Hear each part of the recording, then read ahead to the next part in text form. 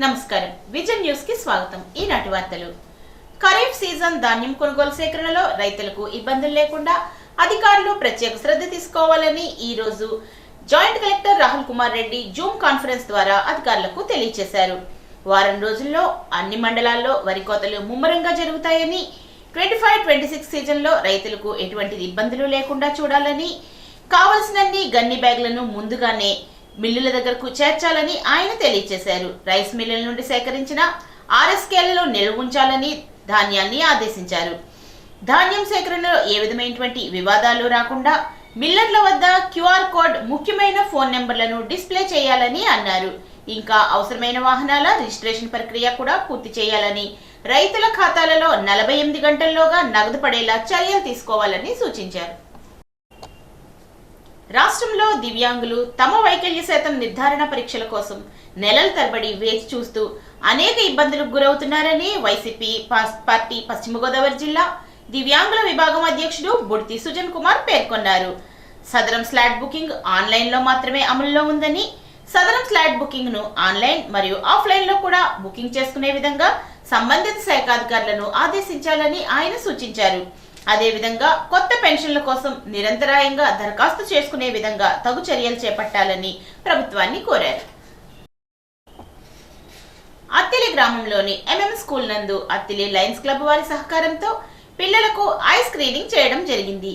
ఈ కార్యక్రమాన్ని PDG lion Damara Rangarao చేతుల మీదుగా ప్రారంభించారు. ఈ క్యాంప్ నందు నిడదవోలు హాస్పిటల్ వారు స్కూల్లో సుమారుగా 570 మంది పిల్లలకు ఐ స్క్రీనింగ్ చేశారు. అందులో 26 మంది పిల్లలకు క్లబ్ అధ్యక్షుడు సిరగారి నాగేశ్వరరావు ఆర్థిక సహాయంతో ఉచితంగా కళ్లజోళ్లను అందించడం జరిగింది. పల్లూరు పాఠశాలలో 30 మంది విద్యార్థులకు కంచాలు, గ్లాసులు, నోట్ పుస్తకాలు అందజేశారు. స్కిన్నెరపురం ఉన్నత పాఠశాలలో 17 మందికి, ప్రాథమిక పాఠశాలలో 28 మందికి కంచాలు, గ్లాసులు, నోటు పుస్తకాలను కూడా అందజేశారు. ఈ కార్యక్రమానికి club secretary Chittala Barlimula Krishna, treasurer Vaddineni Venkata Siva, Ulsu Bhaskar Rao, Yatham Rambabu, Bandi Gangadhar రావు, పంజాబ్ భరత్, మాతాజీ, పెంటపాటి సోమసుందరరావు, పెద్దపల్లి మోహన్ రావు, సన్నిధి గుప్తా, బండి సీను, నిమ్మల సూరిబాబు, ఆకుల రామచంద్రరావు, కసిరెడ్డి అప్పారావు, గోరెల వెంకట్రావు, వడ్డీ కొండబాబు, కొరిపల్లి సత్యనారాయణ తదితరులు పాల్గొన్నారు. ఈరోజు మన అత్తి లయన్స్ క్లబ్ నుంచి ఇక్కడ స్కిన్నెరపురం స్కూల్లో మనకి పిల్లలకి గ్లాసులు అండ్ ప్లేట్స్ నీడెడ్ అని తెలియగానే ఇక్కడ మనం డొనేషన్ చేయడానికి మన లయన్స్ క్లబ్ నుంచి వచ్చాము.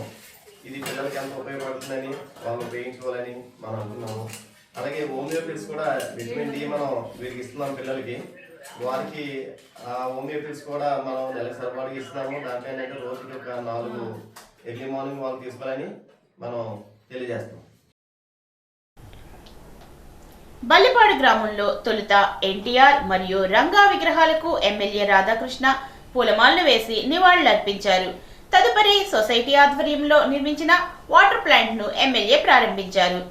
ఈ ప్లాంట్ ను గ్రామ ప్రజలందరూ సద్వినియోగం చేసుకుని సురక్షితమైనటువంటి నీటిని త్రాగి ఆరోగ్యం పట్ల జాగ్రత్త వహించాలని ఆయన సూచించారు. ఈ కార్యక్రమంలో కూటమి నాయకులు, కార్యకర్తలు పాల్గొన్నారు.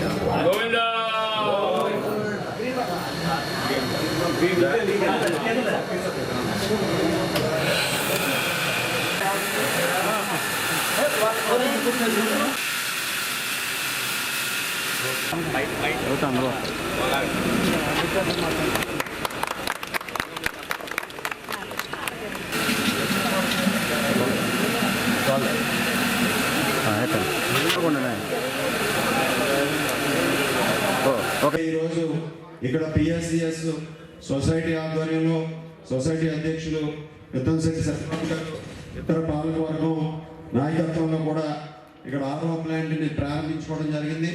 ఈ ఆర్ఓ ప్లాంట్ ద్వారా ప్రజలందరికీ కూడా ఒక స్వచ్ఛమైనటువంటి త్రాగునీరుని అందించే విధంగా కూడా చర్యలు తీసుకోవడం సంతోషమని సందర్భంగా తెలియజేసుకుంటూ పల్లిపాడు గ్రామంలో వేంచేసి ఉన్న మదన గోపాలస్వామి వారి ఆలయాన్ని ఎమ్మెల్యే సందర్శించినప్పుడు ఆలయ అర్చకులు ఆయనకు పూర్ణకుంభంతో స్వాగతం పలికి ఆయన పేర ప్రత్యేక పూజలను నిర్వహించి దుస్సాలువాతో సత్కరించి స్వామివారి చిత్రపటాన్ని బహూకరించారు. ఈ కార్యక్రమంలో కూటమి నాయకులు, కార్యకర్తలు పాల్గొన్నారు.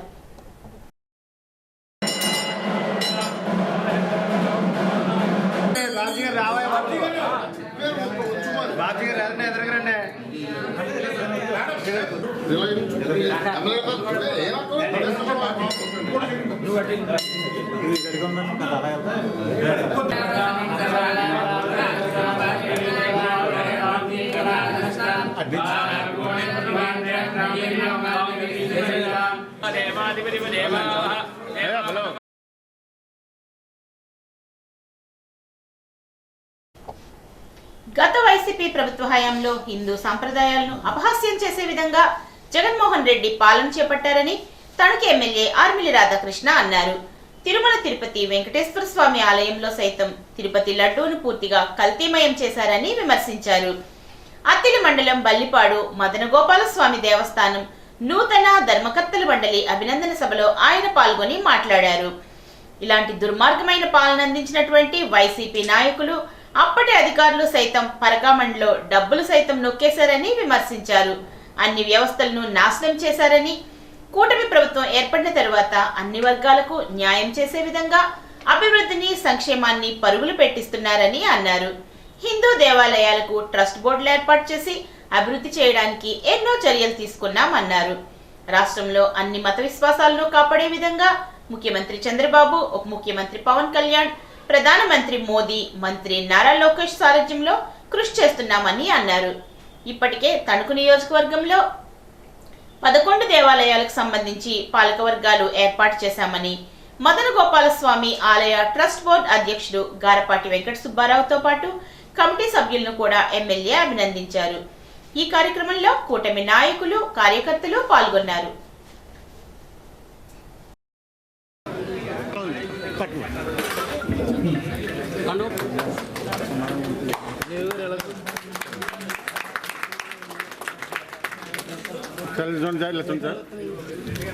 మనకి ఇక్కడ ఈ దేవస్థానం కమిటీని 11 మంది సభ్యులతో ఈరోజు నియమించుకోవడం జరిగింది. కూటమి ప్రభుత్వం ఏర్పడిన తర్వాత తెలుగుదేశం, జనసేన, బీజేపీ కూటమిగా ఒక సుపరిపాలన అందిస్తూ గౌరవ ముఖ్యమంత్రి నారా చంద్రబాబు నాయుడు గారి నాయకత్వంలో ఉప ముఖ్యమంత్రి వర్యులు పవన్ కళ్యాణ్ గారు, అలాగే యువ మంత్రి వర్యులు లోకేష్ గారు నాయకత్వంలో ప్రధానమంత్రి మోడీ గారి సహకారంతో ఈరోజు రాష్ట్రంలో అభివృద్ధి, సంక్షేమాన్ని కూడా పరుగులు పెట్టిస్తున్నటువంటి పరిస్థితి మనందరం కూడా చూడవచ్చు. గత ప్రభుత్వంలో మనందరం కూడా చూసాం. ఎన్నో దేవాలయాల మీద దాడులు జరిగి హిందూ సంప్రదాయాన్ని ఏ విధంగా అపహాస్యం చేసే విధంగా జగన్మోహన్ రెడ్డి పరిపాలన, వైఎస్ఆర్ కాంగ్రెస్ పరిపాలన సాగిందో మనందరం కూడా చూసాం. నియోజకవర్గంలో కూడా దాదాపు ఇప్పుడు 11 దేవాలయాలకి ఈ పాలకవర్గాలను నియమించుకోవడం జరిగింది. దానిలో భాగంగా ఇక్కడ మనకి బలిపాడులో ఏం చేసి ఉన్నటువంటి మదన గోపాల స్వామి వారి దేవస్థానానికి సంబంధించి బాబ్జీ గారి నాయకత్వంలో ఈ కమిటీని వేయడం జరిగింది. గత ప్రభుత్వ హయాంలో ఇక్కడ స్థానికంగా మనందరం కూడా చూసాం. ఈ దేవాలయాన్ని అన్ని విధాలుగాను కూడా ఆర్థికంగా కుంగదీసినటువంటి పరిస్థితి. దాదాపు 50 లక్షలు అవకతవకలు జరిగి ఈరోజు అప్పుడు ఉన్నటువంటి సెక్రటరీల మీద కేసుల దాకా కూడా వెళ్ళినటువంటి పరిస్థితి ఉంది. పరిపాలన మీద ఒక బాధ్యత లేకుండా చేయటం వలన ఆ రోజు అధికారులు కూడా వెచ్చలబెడిగా వ్యవహరించి ఈ దేవస్థానం నిధుల్ని పూర్తిగా దుర్వినియోగం చేసినటువంటి పరిస్థితిని మనందరం కూడా ఒకసారి ఆలోచన చేయాలి. జీతాలు కూడా ఇవ్వలేనటువంటి పరిస్థితిలో దేవాలయాన్ని ఉంచడం జరిగింది. ఈ ప్రభుత్వం వచ్చిన తర్వాత మరలా ఈరోజు మంచి కమిటీని నియమించి ఈ దేవాలయానికి శాలరీస్ని కూడా రెగ్యులరైజ్ చేసి ఈరోజు సిబ్బందికి అందరికీ కూడా శాలరీస్ అందించడంతో పాటుగా దేవాలయంలో ఏదైతే విశ్వాసంతో మనందరం కూడా ఇక్కడ పూజలు చేస్తామో ఆ విశ్వాసాలను కాపాడే విధంగా ముందుకు వెళ్ళటం జరుగుతుంది. ఈ దేవాలయం చరిత్ర చూస్తే 250 సంవత్సరాల పూర్వం అంత పవిత్రమైనటువంటి పురాతనమైనటువంటి దేవాలయం మదన గోపాల స్వామిని మనందరం కూడా భక్తితో పూజించి మనం కోరికలన్నీ కూడా తీర్చేటటువంటి ఇలవైపుగా ఈ పరిసర ప్రాంతాల్లో ఈరోజు ప్రత్యేకమైనటువంటి స్థానం ఈ దేవాలయానికి ఉందనేది మనందరం కూడా ఈరోజు ఒకసారి గుర్తు చేసుకోవాల్సినటువంటి అవసరం ఉంది. అలాగే ఈ దేవాలయానికి ఉన్నటువంటి దాదాపు 135 ఎకరాలు దాతలు ఇచ్చినటువంటి భూమి కూడా ఈ దేవాలయానికి సొంతం. అటువంటి దేవాలయాన్ని మనం ఇంకా ఉన్నత స్థానానికి తీసుకెళ్ళాలి, ఇంకా ఉన్నతిగా తీర్చిదిద్దాల్సినటువంటి అవసరం ఉంది. ఇక్కడ ఈరోజు బాబ్జీ గారి నాయకత్వంలో రాబోయే సంవత్సర కాలంలో అనేక సంస్కరణలు కూడా తీసుకోవాల్సినటువంటి అవసరం ఉంది. ఈరోజు దేవాలయంలో ఖర్చులు తగ్గించుకుని ఆదాయం పెంచుకునే విధంగా ఆ దేవుడికి వచ్చేటటువంటి ఆయనకు వచ్చేటటువంటి 135 ఎకరాల ఆదాయాన్ని కూడా ముట్టుకోకుండా మనం పరిపాలన సాగించే విధంగా ఆయన ఒక నూతన ఒరవడి సృష్టించాలని ఈ సందర్భంగా కోరుకుంటున్నాను. ఆ ఆదాయం అంతా కూడా ఖర్చు పెట్టేసి డబ్బులు లేవంటాం కాకుండా ఆ ఆదాయాన్ని నిల్వ ఉంచి ఆదాయం పెరిగే విధంగా చేసి అప్పుడే మీరు సమర్థవంతమైనటువంటి ఆలయ కమిటీ చైర్మన్గా కీర్తింపబడతారు. దానికి మార్గాలు వెతకండి. అత్తిలిలో వీరబ్రహ్మేంద్ర స్వాముల వారి కళ్యాణోత్సవాల సందర్భంగా భారీ అన్న సమారాధన కార్యక్రమాన్ని నిర్వహించారు. విశ్వ బ్రాహ్మణ సంఘ కమ్యూనిటీ హాల్ వద్ద నిర్వహించిన ఈ కార్యక్రమంలో అధిక సంఖ్యలో భక్తులు పాల్గొన్నారు. విశ్వ బ్రాహ్మణ సంఘ అధ్యక్షుడు పట్నాల వెంకటేశ్వరరావు, కార్యదర్శి అనుపోజు అప్పలస్వామి, వీరాచార్యులు బళ్ళంకి ఆచారి, పట్నాల నాగరాజు, కృష్ణ, కడిమి చిన్నారావు, పెద్దపల్లి మోహన్ తదితరులు ఈ కార్యక్రమంలో పాల్గొన్నారు.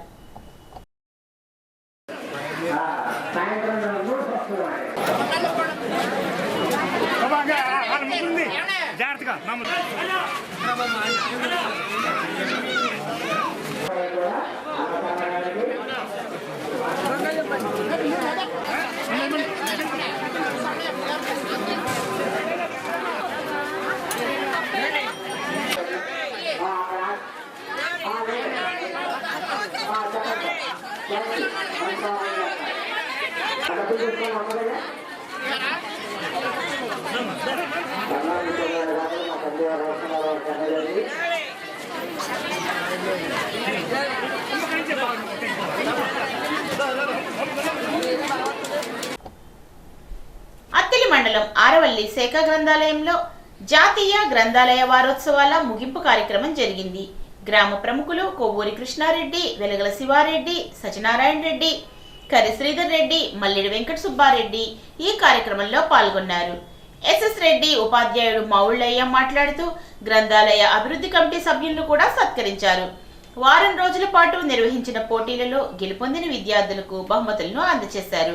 గ్రంథాలయ అధికారి సత్య శ్రీనివాసరెడ్డి, అభివృద్ధి కమిటీ చైర్మన్ కర్రిబులి వెంకటరెడ్డి, ప్రధాన ఉపాధ్యాయుడు దుర్గబాబు తదితరులు ఈ కార్యక్రమంలో పాల్గొన్నారు. వెంకటేశ్వర స్వామివారి ఆలయంలో అష్టోత్తర శతనామార్చన కార్యక్రమాన్ని ఘనంగా నిర్వహించారు. అధిక సంఖ్యలో భక్తులు స్వామివారిని దర్శించుకొని తీర్థ ప్రసాదాలను స్వీకరించారు.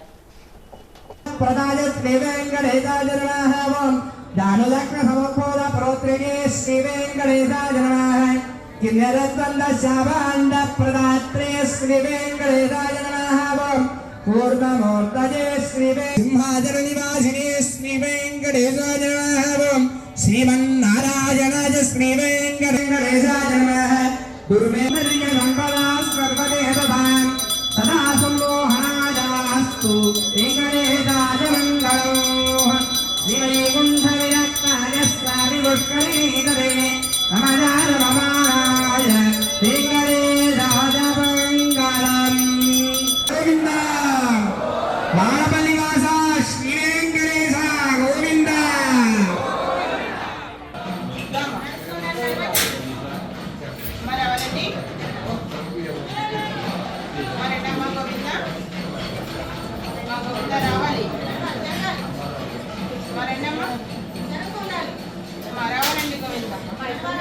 స్వామి చూడండి, నడవండమ్మా.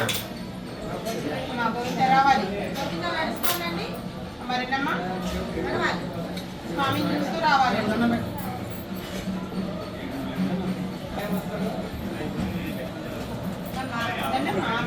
గోవింద రావాలండి. ఇరగవరం మండల పరిషత్ కార్యాలయంలో క్లీన్ అండ్ గ్రీన్ కార్యక్రమంపై ఎంపీడీఓ శ్రీనివాస్ ఆధ్వర్యంలో స్వయం సహాయక సంఘాల సభ్యులకు, వాలంటరీ ఆర్గనైజర్లకు శిక్షణ కార్యక్రమాన్ని నిర్వహించారు. 21న ఇరగవరంలో క్లీన్ అండ్ గ్రీన్ కార్యక్రమాన్ని నిర్వహిస్తున్నామని ఎంపీడీఓ తెలిపారు.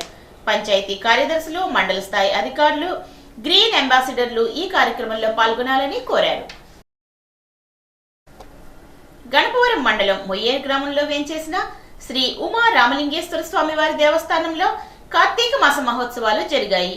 19వ తేదీ బుధవారం నాడు ఆలయ కమిటీ ఆధ్వర్యంలో గ్రామ అర్చకులు సరస్వతుల విశ్వనాథ్ నరేన్ పర్యవేక్షణలో వేద పండితుల బ్రహ్మత్వంలో ఉదయం నుండి లక్షపత్రి పూజ, మహాన్యాసపూర్వక ఏకాదశ రుద్రాభిషేకం, రుద్రహోమం, సహస్ర కుంకుమార్చన, నీరాజనం, మంత్రపుష్పాలు, సాయంత్రం 7 గంటల నుండి జ్యోతిర్లింగార్చన, శాంతి కళ్యాణాన్ని నిర్వహించారు. రామలింగేశ్వర స్వామి వారికి ప్రతి సంవత్సరం కూడా భక్తుల యొక్క సహాయ సహకారాలతో ఎంతో వైభవంగా పూజా కార్యక్రమాలను నిర్వహణ చేస్తున్నామని అన్నారు. మొయ్యేరు గ్రామ వాస్తవ్యులు మేకా శ్రీనివాస్, శ్రీమతి రాజేశ్వరి దంపతులు కుటుంబ సభ్యుల చేతుల మీదుగా కళ్యాణోత్సవం అత్యంత వైభవపేతంగా జరిగింది.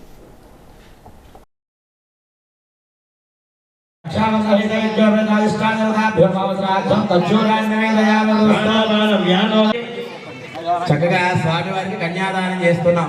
కన్యాదానంలో ఏం చెప్పాం? కన్యాదానం తుభ్యమహం సంప్రదదే.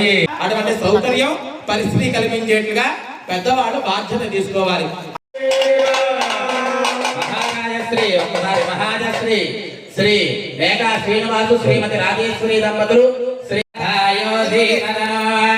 అభిహన్న చెప్పండి. Very good. ఇది పైకి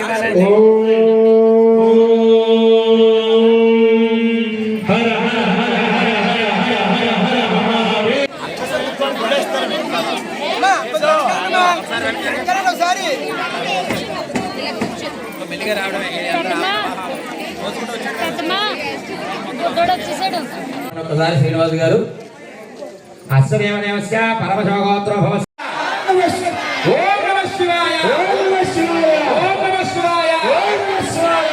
పైన ఉండేటువంటి పరమేశ్వరుడు మొయ్యూరికి వచ్చేయాల్సిందే. సమస్య మన పిల్లలు మన దగ్గర ఉండడం, సమాజంలో మనకి చక్కనైనటువంటి ఖ్యాతి ఉండడం, వీటిని అష్టైశ్వర్యాలు అంటారు. అటువంటి ఐశ్వర్యాలన్నింటినీ కూడా పరమేశ్వరుడు మనకి ప్రసాదిస్తాడు.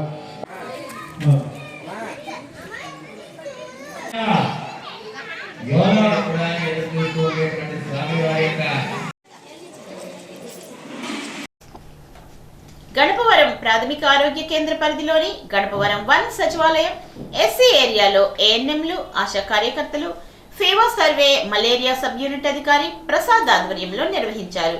పరిసరాలు పరిశుభ్రంగా ఉంచుకోవాలని, జ్వరం వచ్చిన వెంటనే రక్త పరీక్షలు చేయించుకోవాలని, మలేరియా, డెంగ్యూ జ్వరం రాకుండా జాగ్రత్తలు తీసుకోవాలని ఆయన సూచించారు. ప్లాస్టిక్ డబ్బాలు, కొబ్బరి చిప్పలు, టైర్లలో నీరు నిలవ లేకుండా చూసుకోవాలని అన్నారు. ఈ కార్యక్రమంలో కమ్యూనిటీ హెల్త్ ఆఫీసర్లు, వైద్యాధికారులు పాల్గొన్నారు. నిడదవోలు ప్రభుత్వాసుపత్రిని 100 పడకల ఆసుపత్రిగా తీర్చిదిద్దే విషయమై ప్రజలకున్న అనుమానాలను తీర్చడానికి ఏ వేదికపైనైనా చర్చకు సిద్ధమని మంత్రి కందుల దుర్గేష్ మాజీ ఎమ్మెల్యే జి శ్రీనివాస్ నాయుడుకు సవాల్ విసిరారు. బుధవారం నిడదవోలులోని రోటరీ ఆడిటోరియం నందు పీఎం కిసాన్ యోజన అన్నదాత సుఖీభవ కింద నిధులు విడుదల చేసే కార్యక్రమంలో ముఖ్య అతిథిగా మంత్రి పాల్గొన్నారు. కొంతమంది చేస్తున్నటువంటి దుష్ప్రచారాన్ని ఆయన తిప్పికొట్టారు. కొంతమంది అజ్ఞానులు తాము గతంలో కేంద్ర ప్రభుత్వం నుండి అనుమతులు తీసుకొచ్చామని గొప్పలు చెప్పుకుంటున్నారు. నిజంగా మీరు అనుమతులు తీసుకొచ్చినట్లయితే సంబంధిత పత్రాలను చూపించాలని మంత్రి డిమాండ్ చేశారు. ప్రజలకున్న అనుమానాలు తెచ్చడానికి తాను సిద్ధమని, ఎటువంటి వేదికపైనైనా చర్చకు రావాలని ఆయన సవాల్ విసిరారు. మంత్రి దుర్గేష్ మాట్లాడుతూ నిడదవోలు నియోజకవర్గంలో మిడిమిడి జ్ఞానంతో మాట్లాడే నాయకులు ఎక్కువయ్యారని ఆయన సెటైర్ వేశారు. ఒక హాస్పిటల్ను అప్గ్రేడ్ చేయాలంటే అడ్మినిస్ట్రేషన్ శాంక్షన్ తో పాటు ఫైనాన్స్ శాంక్షన్ కూడా రావాల్సి ఉంటుందని అన్నారు. కేవలం పరిపాలన అనుమతులు వస్తే సరిపోదని, ఆర్థిక అనుమతులు కూడా రావాలని, అంతే తప్ప ఒక రాయి వేసి బిల్డింగ్ కట్టేశాం, 100 పడకలుగా మార్చేశామని సభ్యులను, ప్రజలను మభ్యపెట్టడం సరికాదు అన్నారు ఆయన. నిడదవోలు ప్రభుత్వాసుపత్రిని 100 పడకల ఆసుపత్రిగా అప్గ్రేడ్ చేయాలంటే బిల్డింగ్ నిర్మాణం చేయడంతో పాటు బెడ్లు కూడా ఏర్పాటు చేసుకోవాల్సి ఉంటుందని, వాటిని కేంద్ర ప్రభుత్వం మంజూరు చేయాలని ఆయన అన్నారు. అదేవిధంగా డాక్టర్లు, వైద్య సిబ్బందితో పాటు పారామెడికల్ సిబ్బంది అవసరం కూడా ఉంటుందని అన్నారు. 2019లో ఎమ్మెల్యే అయ్యే నాటికే తాను 2007లో ఎమ్మెల్సీ అయ్యి చట్టసభలకు వెళ్లానన్న విషయం మర్చిపోయినట్టున్నారు అన్నారు. 2013 వరకు పూర్తి స్థాయి ఎమ్మెల్సీగా 6 సంవత్సరాలు పదవి బాధ్యతలు నిర్వర్తించి పదుల సంఖ్యలో అభివృద్ధి కార్యక్రమాలు చేసినట్లు మంత్రి దుర్గేష్ స్పష్టం చేసుకున్నారు. వ్యాపారం చేసుకునే శ్రీనివాసులు నాయుడుకు రాజకీయాలను అర్థం చేసుకునే శక్తి లేదనుకుంటున్నట్లు మంత్రి అన్నారు. నాటి నుండి నేటి వరకు రాజకీయాలే పరమావధిగా పనిచేస్తున్నట్లు మంత్రి దుర్గేష్ ఘాటుగా చెప్పారు. ఈ మధ్యకాలంలో నిడదవోలు నియోజకవర్గంలో మిడిమిడి జ్ఞానంతో మాట్లాడే నాయకులు ఎప్పుడైనా సరే ఒక హాస్పిటల్ అప్గ్రేడ్ చేయాలంటే దానికి అవసరమైనటువంటి బిల్డింగ్ నిర్మించి వదిలేస్తే సరిపోదు. దానికి పూర్తి స్థాయిలో అనుమతులు తెచ్చుకుంటేనే హాస్పిటల్ అప్గ్రేడ్ అవుతుంది. అంటే ఏంటి, ఒక పక్కన 100 పడకల హాస్పిటల్గా దాన్ని అప్గ్రేడ్ చేయడానికి బిల్డింగ్ కన్స్ట్రక్షన్ కావాలి, బెడ్స్ కావాలి. వాటితో పాటు ముఖ్యంగా రికరింగ్ ఎక్స్పెండిచర్ ఏదైతే ఉంటుందో దాన్నే హెచ్ఆర్ ఎక్స్పెండిచర్ అంటారు. ఆ రికరింగ్ ఎక్స్పెండిచర్ ఎందుకు మనకి శాంక్షన్ అవ్వాలంటే, బిల్డింగ్ కట్టేసి రూములు తయారు చేసుకుని డాక్టర్లను రిక్రూట్ చేసుకోలేదనుకోండి, పారామెడికల్ సిబ్బందిని రిక్రూట్ చేసుకోలేదనుకోండి, ఏంటి దానివల్ల ప్రయోజనం? పారామెడికల్ సిబ్బంది ఉండాలి, డాక్టర్లు ఉండాలి అంటే దానికి పూర్తి స్థాయిలో హెచ్ఆర్ అనుమతి రావాలి. అంటే జీతాలు చెల్లించే కార్యక్రమాన్ని ప్రభుత్వం చేపట్టినప్పుడే దానికి పూర్తి స్థాయి అనుమతులు వచ్చినట్టు. వారు ఏదో కేంద్ర ప్రభుత్వం నుంచి మేము తీసుకొచ్చాం, ఆ రోజున వచ్చేసింది, శాంక్షన్ అయిపోయిందంటే ఎక్కడ శాంక్షన్ అయిందో మీరు పేపర్లు తీసుకురండి. ఈ విషయం మీద మీకేమన్నా అనుమానాలు ఉంటే, లేకపోతే ప్రజలకు ఉన్నటువంటి అనుమానాలు తీర్చడానికి ఏ వేదిక మీద అయినా సరే నేను నిలబడి మాట్లాడడానికి సిద్ధం. మీరు వస్తారా? మీరు వచ్చి నాతో ఉమ్మడి వేదిక మీద పాల్గొంచుకోండి. మనం కలిసి మాట్లాడదాం. ఏ ఘర్షణ వద్దు, ఏ ఇబ్బంది వద్దు, ప్రజలకు అర్థమయ్యేలా చెప్తాం. ఎప్పుడైనా సరే అనుమతులు అనేవి, అనుమతుల్లో కూడా అడ్మినిస్ట్రేటివ్ శాంక్షన్ ఉంటుంది ఒకటి, ఫైనాన్షియల్ శాంక్షన్ ఉంటుంది ఒకటి. అడ్మినిస్ట్రేటివ్ శాంక్షన్ వచ్చినంత మాత్రం దేనికి సరిపోదు. ఫైనాన్షియల్ శాంక్షన్ కూడా జరిగినప్పుడే దానికి పూర్తి స్థాయిలో అనుమతులు వచ్చినట్టు. అదేవిధంగా హాస్పిటల్కి సంబంధించి ఎప్పుడైనా కూడా హెచ్ఆర్ పాలసీ క్రియేట్ అయిన తర్వాతే వాళ్ళు ఉద్యోగస్తులకు వచ్చేటువంటి రికరింగ్ ఎక్స్పెండిచర్ ఏదైతే ఉంటుందో దానికి అనుమతులు తెచ్చుకున్న తర్వాత మాత్రమే దాన్ని హాస్పిటల్ని మనం అప్గ్రేడ్ చేసినట్టుగా పూర్తి స్థాయిలో అనుకుంటాం. ఊరికే ఎవరినో కాంట్రాక్టర్కి డబ్బులు దొబ్బపెట్టడానికో, లేకపోతే ఏదో రకంగా ఇతరతర కార్యక్రమాలు చేయడానికో మీరు ఏదో తెచ్చేవనేటువంటి మాట చెప్పినంత మాత్రం సరిపోదు. దాంతోపాటు ఆయన ఒక అడుగు ముందుకేసి, మాజీ ఎమ్మెల్యే గారు, ఆయనకి మరికి ఏ రకంగా నేను ఎంతకాలం నుంచి రాజకీయాల్లో తిరిగానో, ఎంతకాలం నుంచి రాజకీయాల్లో ఉన్నానో, విద్యార్థి దశ నుంచి రాజకీయాల్లో ఉన్న విషయం ఆయనకి తెలుసు వారి తండ్రి గారి ద్వారా. అలాంటిది మరి ఆయన కొత్తగా ఎమ్మెల్యే అయ్యాడు అనేటువంటి పదం ఉపయోగించాడు ఆయన. నేను ఒకటే చెప్తున్నాను, మీరు అసలు 2019లో ఎమ్మెల్యే అయ్యే నాటికి, అప్పటికి ఎన్ని సంవత్సరాల క్రితం 2007లోనే నేను చట్టసభలకు వెళ్ళినోండి. 2007 నుంచి 2013 వరకు శాసనమండలి సభ్యుడిని అయ్యాను. అధికార పార్టీ ఎమ్మెల్సీగా పూర్తి స్థాయిలో నేను అధికారాలను వినియోగించి అనేక అభివృద్ధి కార్యక్రమాలు చేశాను. ఒకసారి తెలియకపోతే మీకు అంత తీరికుండదు, ఖాళీ ఉంటే మీ వ్యాపారం చూసుకుంటారు కాబట్టి మీరు రాజకీయాల గురించి అర్థం చేసుకునేటువంటి అవకాశం మీకు లేదు కాబట్టి తెలియదేమో, కానీ ఒకసారి చూడండి. ఈరోజు తూర్పుగోదావరి జిల్లా పెరవలి మండలం నడిపల్లి గ్రామ సచివాలయం నందు అన్నదాత సుఖీభవ పీఎం కిసాన్ 2వ విడత పంపిణీ కార్యక్రమాన్ని నిర్వహించారు. 2025 నవంబర్ 19న రాష్ట్ర ప్రభుత్వం ప్రారంభించిన ఈ పథకం కింద కేంద్ర ప్రభుత్వం 2,000, రాష్ట్ర ప్రభుత్వం నుండి 5,000, వెరసి 7,000 రూపాయలు ప్రతి రైతు ఖాతాలో జమ కానున్నట్లు తెలియజేశారు. స్థానిక శాసనసభ్యుడు మరియు మంత్రి కందుల దుర్గేష్ ఆదేశాల మేరకు ఈ కార్యక్రమాన్ని నడిపల్లి గ్రామ సర్పంచ్ బీరా సచివేణిరాజు, వార్డు మెంబర్స్ చిర్రా రాజు, రైతులు మరియు సచివాలయం సిబ్బంది ఈ కార్యక్రమాన్ని నిర్వహించారు. పశ్చిమ గోదావరి జిల్లా ఆచంట మండలం ఆచంటలో ప్రభుత్వ శ్రామిక శిక్షణా కేంద్రాన్ని మాజీ మంత్రి ఆచంట ఎమ్మెల్యే పితాని సత్యనారాయణ సందర్శించి విద్యార్థులకు ఉత్తీర్ణత సర్టిఫికెట్లను పంపిణీ చేశారు. సందర్భంగా ఆయన మాట్లాడుతూ, నేటి సమాజంలో ఎలక్ట్రానిక్స్, ఎలక్ట్రికల్ గృహోపకరణాలు అంతర్లీనమయ్యాయని, దీంతో స్కిల్ డెవలప్మెంట్ ట్రేడర్లకు మంచి డిమాండ్ ఉందని అన్నారు. రాష్ట్రానికి అనేక పరిశ్రమలు వస్తున్న నేపథ్యంలో ఐటీఐ ట్రేడ్లకు మంచి ఉద్యోగ ఉపాధి అవకాశాలు కలుగుతాయని ఆయన ఆశాభావం వ్యక్తం చేశారు. చంద్రబాబు ప్రభుత్వంలో కార్మిక శాఖ మంత్రిగా ఉన్న సమయంలో రాష్ట్రంలో 12 కళాశాలలు మంజూరు చేస్తే ఒక కళాశాలను ఆ చెంతకు తెచ్చానని ఆయన గుర్తు చేశారు.